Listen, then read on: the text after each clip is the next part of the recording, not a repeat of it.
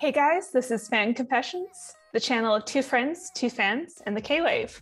Hi, I'm Lisa. I'm Stephanie.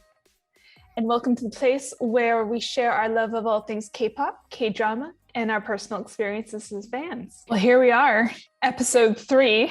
Yes, we're going to be talking about Lovers in the Red Sky again. So here we go.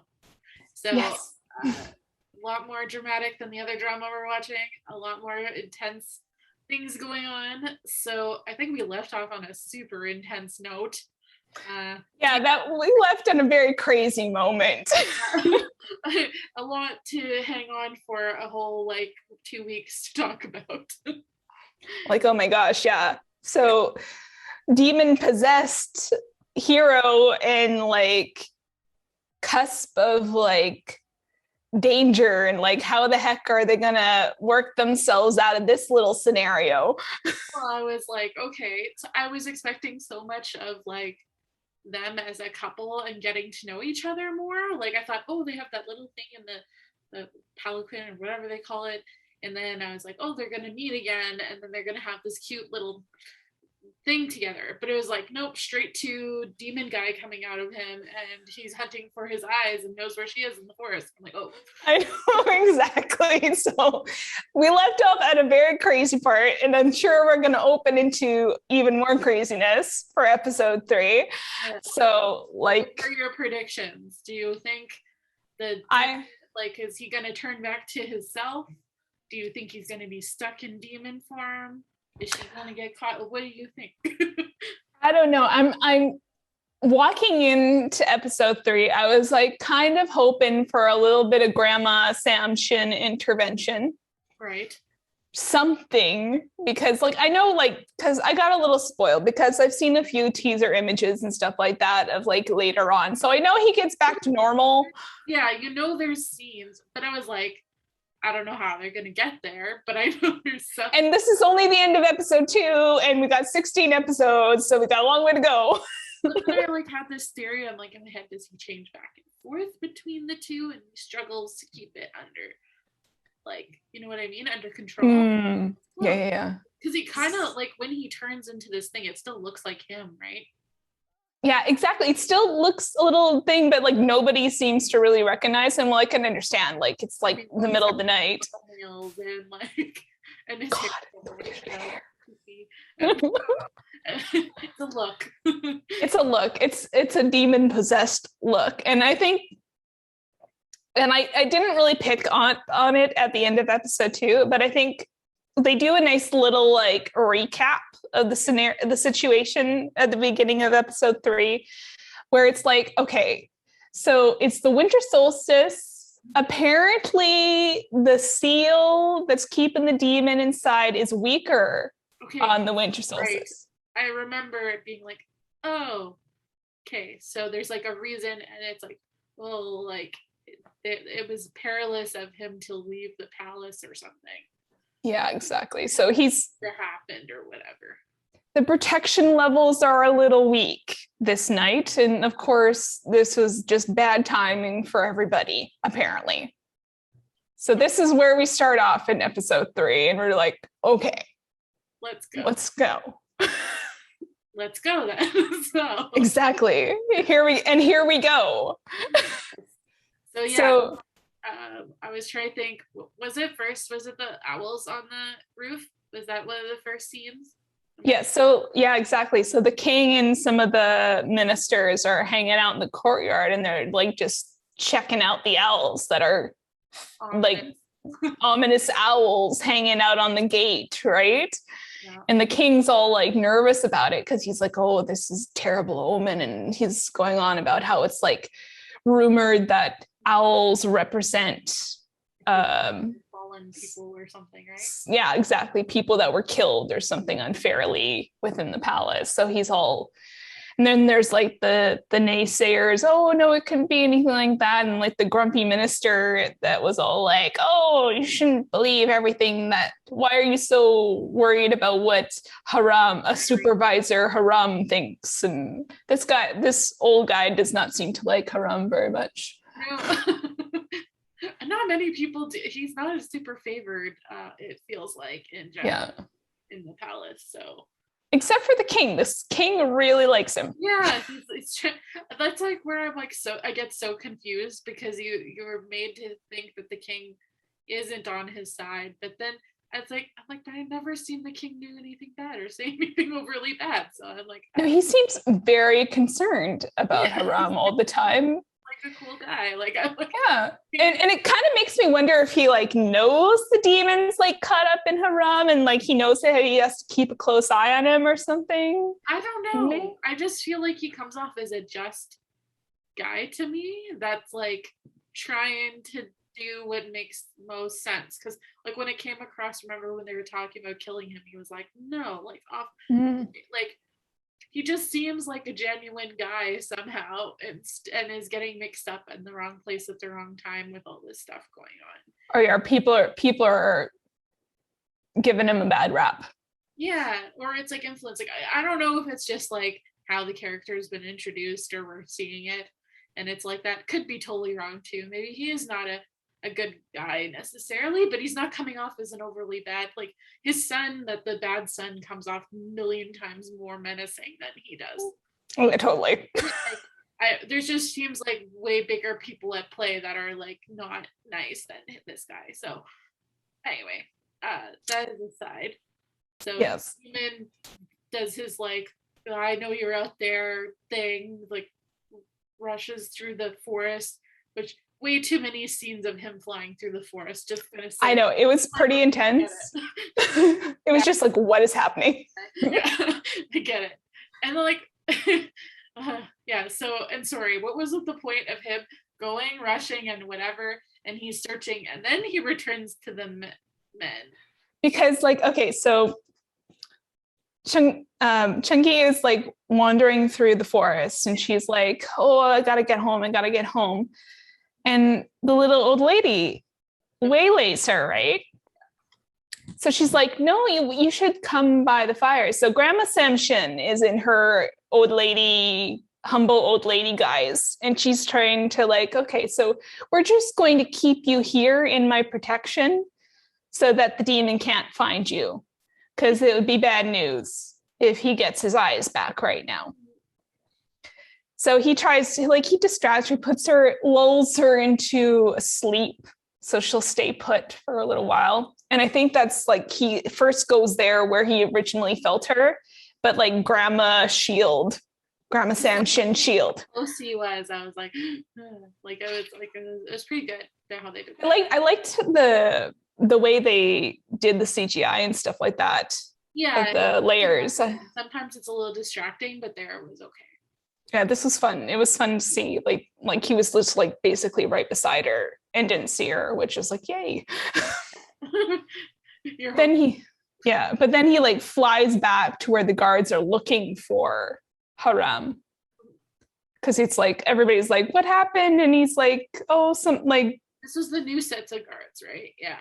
Yeah. So exactly. So like the page made it back to the palace and said, oh no, something happened to Supervisor Haram and we need to go find him. And they're like, oh, let's go. They sent the guards out, right? Mm-hmm. And unfortunately, not so good for those guys. No, that was pretty gory. You know what? I wasn't expecting it for some reason, not to the level the guy's head got cut off. I was not expecting that part. No, we were not expecting decapitation. Him like strangling them or whatever he did with his missed hand. He was like sucking all the life force out of them or something, right? Was expecting stuff like that, but the decapitation I didn't expect. So I was yeah. Like, but it wasn't. So for anybody, sorry if this is, maybe I'll put a trigger warning on this episode because we're talking about things that are a little extra here. But if any of this stuff makes you concerned, so on level of like Game of Thrones upsetting to like, I don't know, puppies, it's like I don't know, it wasn't very scary. I don't know, it was a bad comparison because to me it wasn't like, it happens so fast. You don't see a lot. There's no blood spraying everywhere. There's not like bodily fluids and grossness like that. I cover my eyes a lot when when I know things are gonna happen. Like, so Game of Thrones, I was like this the whole time, because you never knew when something was gonna happen. But when I get the inkling things are gonna happen, I'm gonna do that. Or if it happened in front of me, I'd probably be like, "Oh my god!" at the screen. So this happened, and I wasn't prepared, and I didn't react at all. So it was like, yeah, it's not nasty. It's like, let's be honest, it was pretty obvious that it was a fake head that rolled across the ground. This is where the effects show in terms of it's not anything, and it doesn't have as much, like, I don't know, evil strength. Like, we don't know anything about the evil villain in this so far. Has not given me anything to make me feel like overly, like, I don't know. When there's a really good villain, you could be kind of freaked out about it or a little bit scared. He hasn't come off as menacing enough for me to really care what happens really with. Exactly. There's that, like, you're not quite as like invested and like dug deep into the world yet to like get that kind of like, oh no, it's scary. So like it's kind of gross, and you weren't like, is okay craziness, like people are dying, but it's not gonna like give you nightmares. You know, and I was relating it to in my head as I like got further through the episode. I was thinking about and comparing it to something like Scarlet Heart, and how Scarlet Heart has so much emotion and so much invested in it that it feels just so much more deeper, and you're connected to everybody so much more. And this, I don't feel as connected to everybody yet. So it's like I don't have, like, because they had scenes in there that were pretty like gut-wrenching and epic and like whatever. But as people are like actually going through, minus like what happened to Harem was hard to watch in a way. Everything else I don't know. The deaths aren't in a way that I'm like, whoa, like upset by it, or maybe because it's moving fast and slow at the same. I can't explain it. It's just, it's different. It's not quite hitting the same way. So yeah, it's definitely got that veneer of like very much a fantasy drama that you're able to like disconnect yourself enough that you're not like traumatized. That is a good way to put it. The fantasy is disguising the fact of all the like humanity kind of things happening, where the other one feels like so much more like this is historical in a sense, or it's supposed to feel kind of like that, but it feels less like a true historical drama, where you get really that gritty and that like uncomfortable feeling in a lot of scenes and stuff. And so yeah, I just don't feel that here. It's just like, oh, that happened. Okay. well, yeah, because right after the soldiers dying, poor souls, we get to the point where he finds Chung-gi again because she's being difficult and not listening and staying put, like Granny says.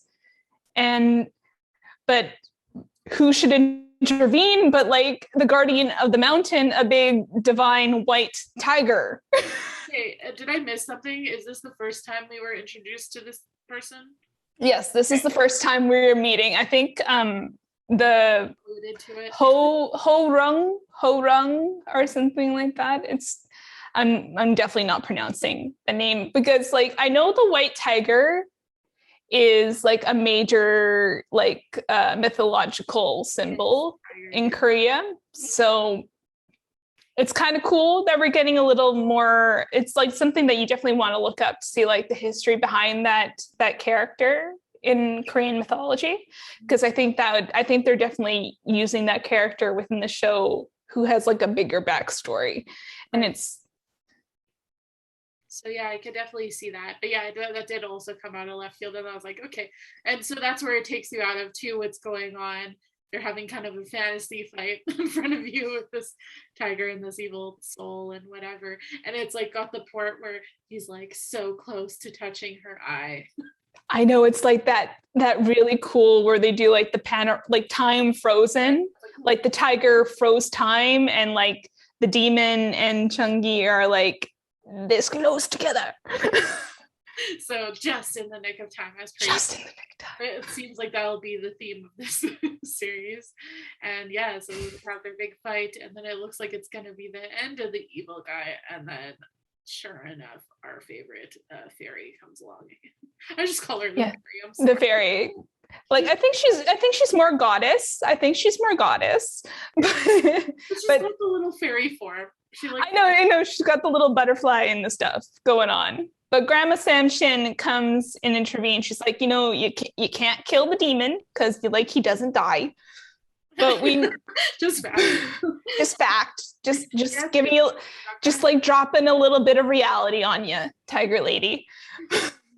But just like so like I need you to like look after these two. And the tiger's like, why do I have to look after humans? Like humans suck. And like obviously this is not how they come off very more grandiose and serious in the show.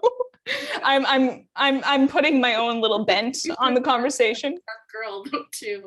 So you could see her almost saying that. Yeah. I don't want to protect them. And Grandma's like, but if you protect them, you're protecting your mountain too. It's like, let's work that in there. Yeah, so she convinces the tiger to keep an eye on them because lo and behold, Grandma thinks that Changgi is a child of destiny and someone destined to be able to seal away the demon for good. And this is a little bit of tidbit that we weren't quite aware of, but we knew she was special. We just didn't know why she was special. And there you go. Now it makes a little bit more sense why all is happening that it's happening.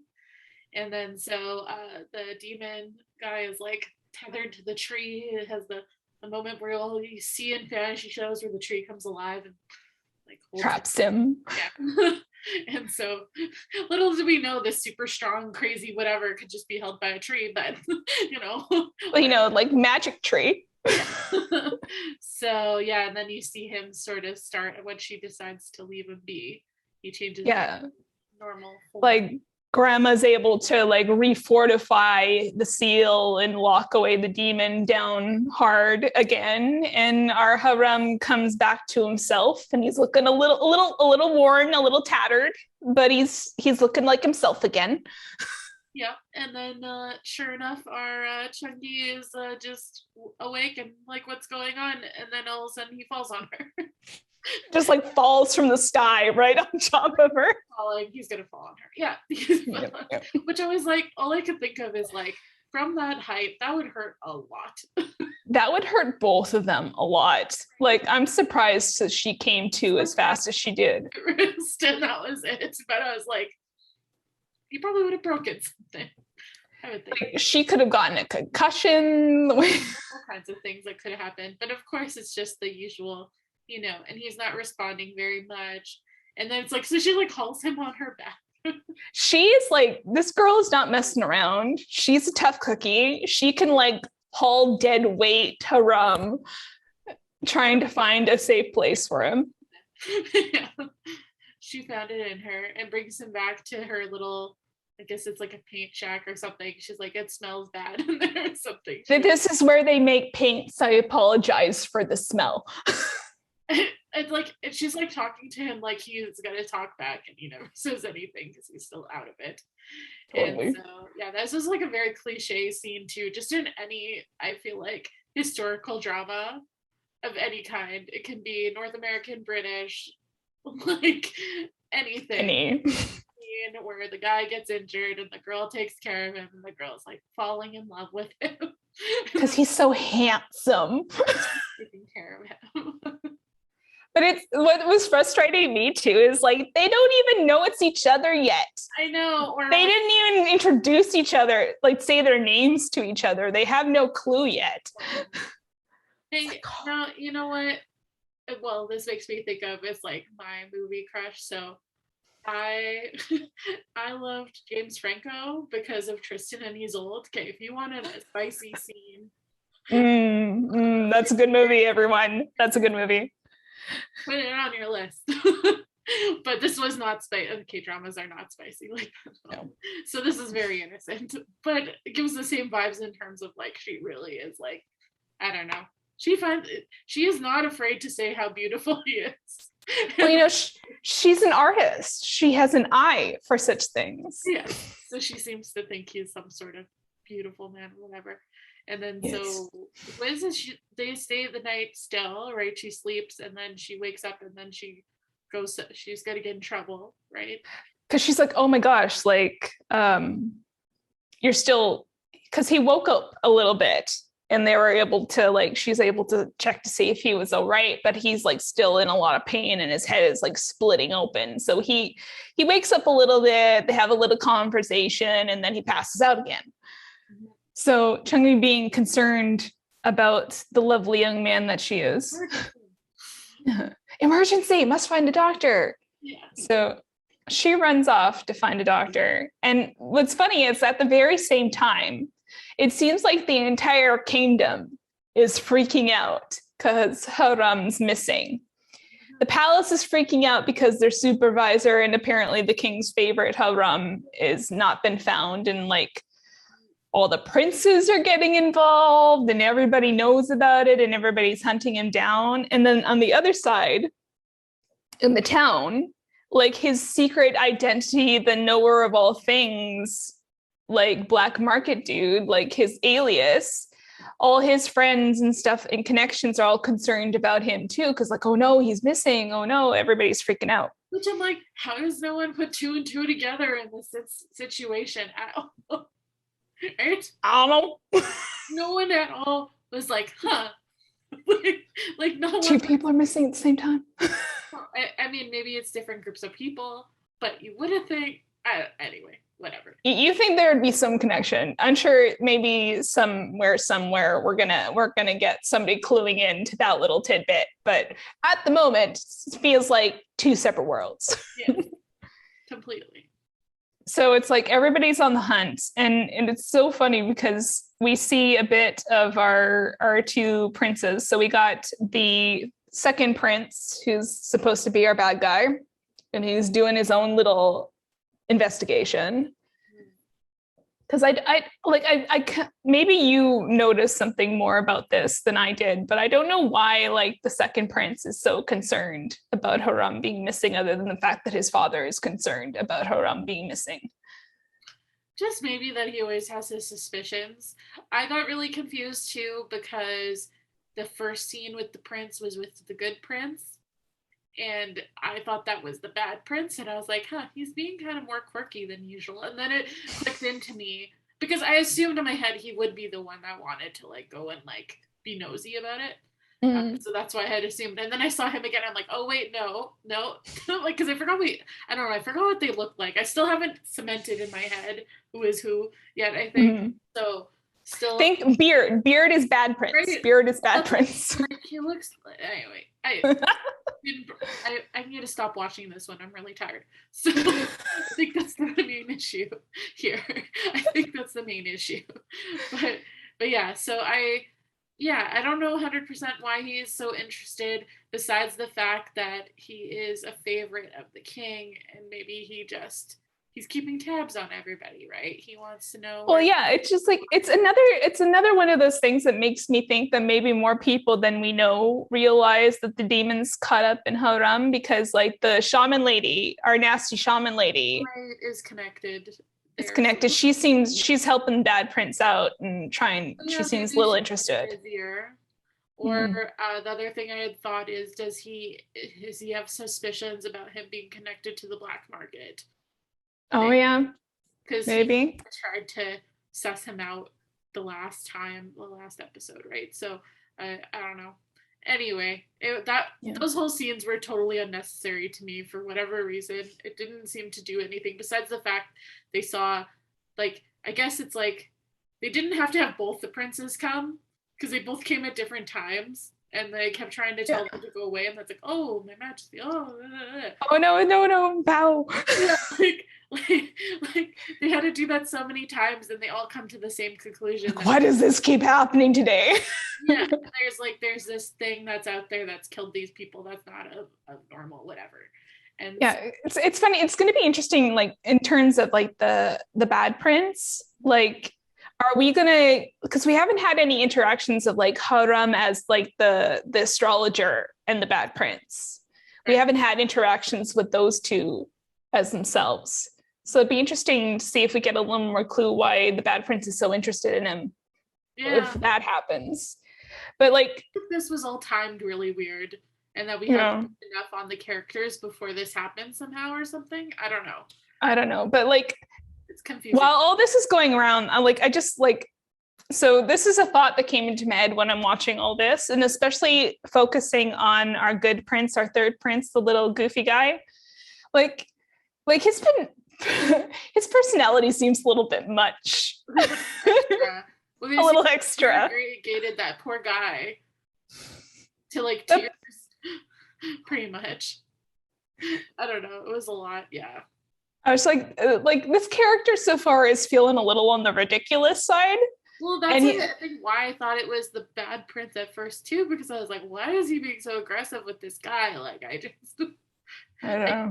I didn't acquaint it with what, I don't know. I guess, well, if you look back on the first episode, the young prince was really goofy. Yeah, so I think, yeah, he's definitely carrying that character trait into adulthood. That's for sure. So we'll see, I guess, if he turns out to be a good second male lead situation. Yeah, I was just like, this guy is supposed to be a love interest. Like, we'll see. I don't know. This is why it's like this one is a little less like compared to the other show we're watching. I think is more of a absolute yes. This one, there's so much going on, it still keeps me in it, but it's not as innately like, yes. It's like...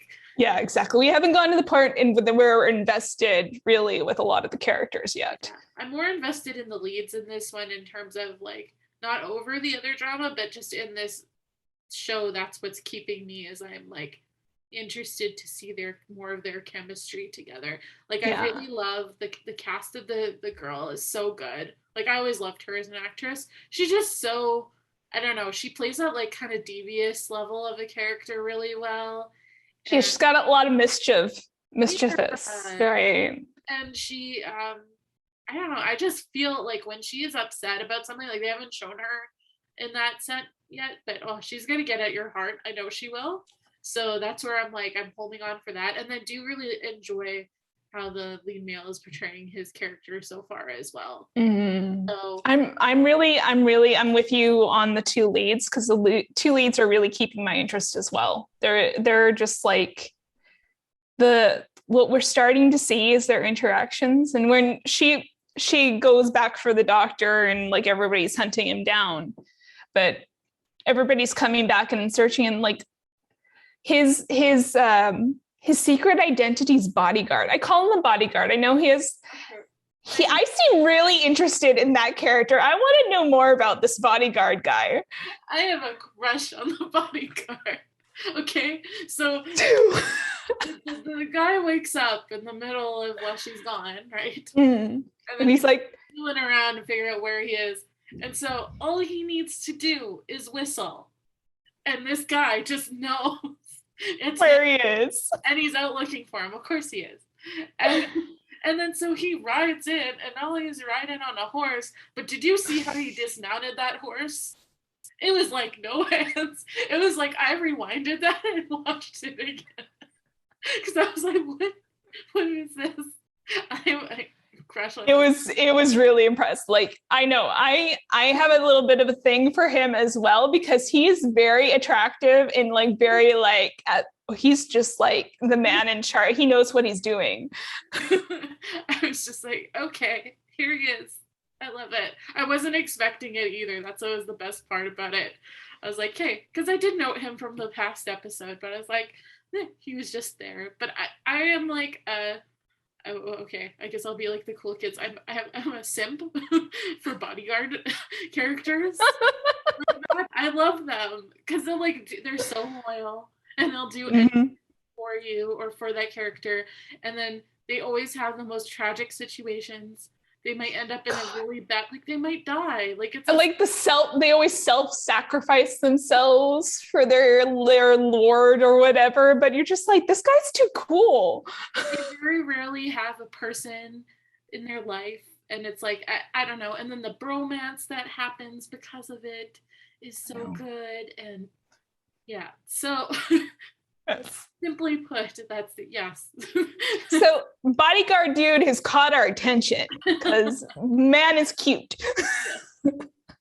And yeah, I don't know. I love horse riding. Yeah, exactly. And like apparently the horse just the dismount check out the disc. That was I don't know how they did that actually. It was like episode 2, the shirtless pull-ups. oh. Episode 3, the hands-free dismount. Yeah. Highlights.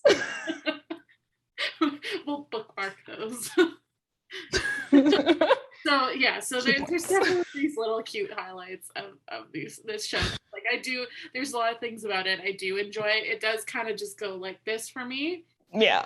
Like there's things that I'm like, I could have done without all that or whatever. And but keeping my attention enough that I'm like, okay, let's see.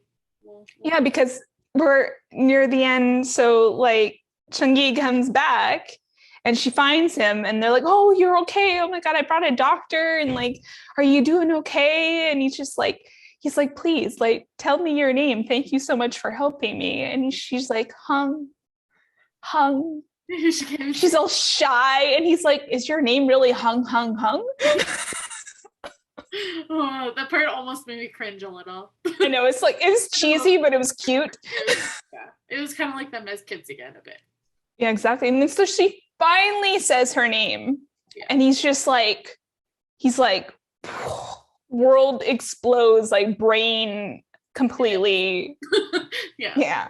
Because like, he's like, oh, why does her scent remind me of that peach blossom girl? And why does... Trust your smell, man. Trust your smell. You got a good sense of smell, my friend. And like, what is it? Like scent memory or whatever it's called. So he's just like, why is he associating those memories with this person that helped him? And then she finally says her name. And he's just like having all these like memory explosion flashbacks. And it's just like, his little boy self is so in love with that little girl version of her, and then he's like, oh, the warm fuzzy memories, and like, oh, this is gonna be fun. Yeah, like that's where it's like you really find it's evident he did have feelings for her back then, and he's held on to it for all this time. So, I know. Yeah. And then I don't know, it's kind of funny, it's like she doesn't really reflect on it in the same way. I don't think we haven't really seen her. Well, she doesn't know who he is. She hasn't even gotten his name yet, right? But it's like we don't see, like, he's talked a lot about reflecting about her, but we were kind of in the dark with how she has thought about him or what she thought happened. Like, which will like, I'm really hoping next episode he finally introduces himself, and like she's like has a bit of a moment. You know, what would be funny is if she doesn't remember him. I wonder though. I'm like, maybe something happens and she doesn't. I don't know. Maybe I really hope she remembers him. I'm really hoping she does, but like if she knew his name and he's come back to the palace, she would know then. Well, yeah, but like maybe because like she's been so separated from the palace because she's like a serf or whatever. She doesn't totally remember. Yeah, maybe she wasn't aware of what happened to him or that he's even in the palace. Who knows? But I don't know. I really want to find out like if she remembers him. So did we decide if we're going to continue or not? Episode 3, Lisa? I don't know. Like, what do you think? I'll let you go first. I would say if I had more reasons to say no, then I would say no, but I'm still on the hook enough that I would say I would give it another 3 episodes. Yeah. At least. I mean, we could see how we feel after the next episode too. It could like just go tank in the totally wrong direction and maybe we'll change our minds, but I think it's going enough in a good enough direction that it's not one would drop yet. Yeah, this is definitely enough of like a genre that I enjoy for me to keep watching for sure. Mm-hmm. And there have been some moments where like we're not quite sure, we're not as invested in some areas of the story, but like I think the 2 leads so far are strong enough for us to really keep our interest, I think. Yeah, definitely. And there's been like the odd side character, like our Mr. Bodyguard, that is keeping us happy. Lots of story to dig into. So I think part of that is what hooks me as well, is like I kind of want to see what happens from what they're saying is going to happen. So I I guess, happy to explore that. So it's like, it's not, how do I explain it? It wouldn't be at the top of my list right now, but maybe it'll end up getting better. But it's definitely worth a watch. Like, I wouldn't say it's a no watch or anything like that, or yeah, it's not boring. It's definitely like, I don't know, I'm not into, or I haven't watched a lot of the fantasy drama, so I don't know where to place it in terms of that and other series that exist out there. Because like there's a lot of Chinese dramas that are super long that are this feel, I think, if I'm understanding. They love their fantasy dramas in China. Yeah, and so I just haven't. So I feel like it's still fitting well within whatever that means is, and I don't know if this is a good example of it or a bad example of it. But it, to me, as an outsider that doesn't watch a lot of it, it's got enough outside of the fantasy element to keep me going. Yeah. I get what you mean. And totally. it's not too far into a fantasy that you can't get into it. Like, I know there's some that are like really deep, and it is intense in the first episode, but I don't feel nearly as confused as I did in the first episode, if that helps.